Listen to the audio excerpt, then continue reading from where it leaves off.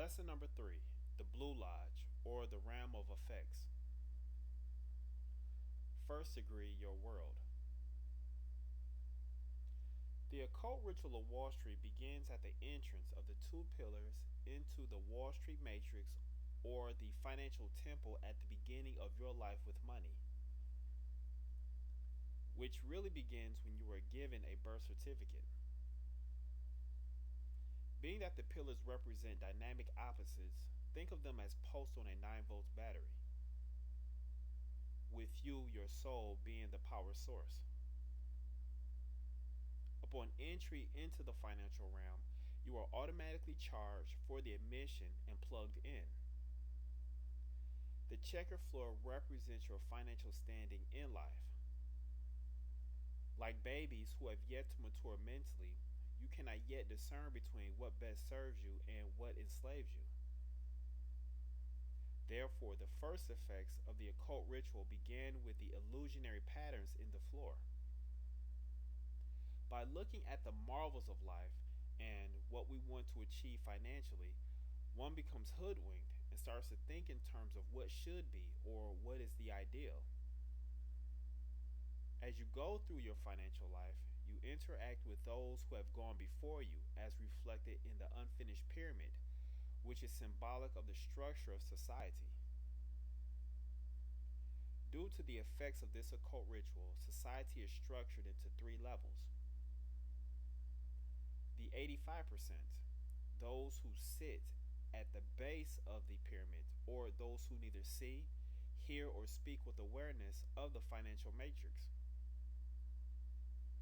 The 10%, those who sit in the middle of the pyramid, who conceal reality and exploit the ignorance of the 85%. And the 5%, those who sit in the capstone, or who initiate and preserve the occult ritual. The first effects of the hidden hand comes from your first symbol, or the people closest to you, your parents. The highest good most parents want for their children is to have the best financial life possible. This idea comes usually from their own ideas and feelings about money. At best, they will be conscious of the fact that they worked hard to get where they are in life. At worst, they will not be aware of the occult ritual in play that influences the economy for which they toil in. This is important because what they teach is all that they know, in absence of that awareness. Since generally speaking, it is in the good of parents to nurture their children to be good and productive, but as they travel before you, they too see in terms of what should be. Therefore, they encourage you to play it safe and be realistic and do what is certain, such as getting a good education and a good job. And thus, you begin playing the game on someone else's terms. Another symbol used in moving the occult ritual forward is your social circle. The highest good of your social circle is to nurture that part of human nature that leans towards like minded people and ideas. Just as your parents instill within you the seed that allow this occult ritual to permeate your life, the friends you selected, who are also part of the financial 85% or status quo, act as an outside element that stimulate the seed's growth. Their parents instilled in them the same beliefs about money, and in turn, they serve as your financial comfort zone. What is often not known is that the occult ritual of Wall Street uses that comfort zone as a mechanism to create a herd mentality. The effect is that you are culled and coddled to move along in the economy as they see fit. To understand who they are, we look to those who conceal what they know to be true. The 10%. Here, I will discuss 3 different types of experts that either directly or indirectly perpetuate the Wall Street occult ritual: the financial media, college, and the church. With the financial media, the highest good is the idea of a safe and secure financial future. What is concealed is how the financial media perpetuates the occult ritual by creating financial programming that is designed to entertain and agitate, thus keeping you distracted from the true nature of how the Wall Street game works. That way, you can be easily influenced to buy into any of the solutions they provide. The next expert is college.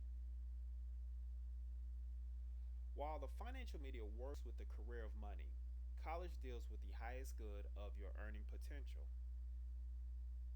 What is concealed is that the occult ritual of Wall Street needs to create a status quo to maintain power. Therefore, rather than offer true education that leads to 360 degrees of self knowledge and empowerment, they offer a choice of degrees from their menu based on rote learning for the purpose of assimilating into the matrix. With the church, Wall Street's occult ritual works indirectly. Many congregations are taught that they are to lay their treasures in heaven and not chase after mammon. This will be considered a highest good. By focusing on the spiritual, the church often neglects to instruct the flock on how to be in the world and not of it. This consequence puts them on equal footing with the rest of the world they were told to come out of, causing them to chase or covet money in the same manner as the rest of the world they were told to be separate from,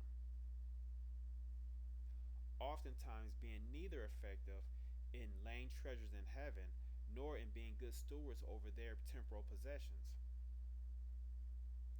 And when suffering comes as a result of ignorance, the church uses that suffering to offer its brand of solution in the form of seed sowing and other forms of prosperity gospel solutions. This leads us to the third level, the 5% who initiate Wall Street's occult ritual. Being that the all seeing eye on the dollar in Freemasonry represents the grand architect of the universe, the Federal Reserve banking system is likened to the grand architect of the U.S. economic structure. The highest good, the Federal Reserve, which is a private and separate entity from the U.S., sold the U.S. on, is the idea of a stable economy that will protect markets from economic breakdowns and will foster growth. But on the provision that the US dollar be removed from the gold standard and replaced with fractional reserve lending or indirectly printing money out of thin air. What is not known by many is that in order to have what appears to be a stable economy, it must be agitated or to be made unstable in order to create a charge of a continuous flow of exchange of currency. However, since this currency is not backed by anything of physical value and is borrowed into existence with interest, the increase in money supply in effect decreases the value of the US over time, which causes variables such as manufacturing costs and the price of consumer goods to gradually increase while wages tend to stagnate. This effect, in part, explains why you are moved along in the economy or why you find yourself having to continuously chase after money, and why many seem to never get enough of it, and why you are always bombarded by mass media to consume the next big idea. But the key here is that by chasing after this money, you reinforce your belief that this money is indeed real, thus making it so. This is why the dollar is known as fiat currency, which the word fiat means in Latin, let there be, as in let there be currency. In effect, the US dollar becomes primarily because of your belief, And secondary, the U.S. government's legal presumption that you have taxable income. This collective power source is what fuels the perceived value of the U.S. currency. Now you know why many have a chaotic relationship with money. And in the next lesson, you're going to discover the ill effects of this occult ritual and what you can do to break free.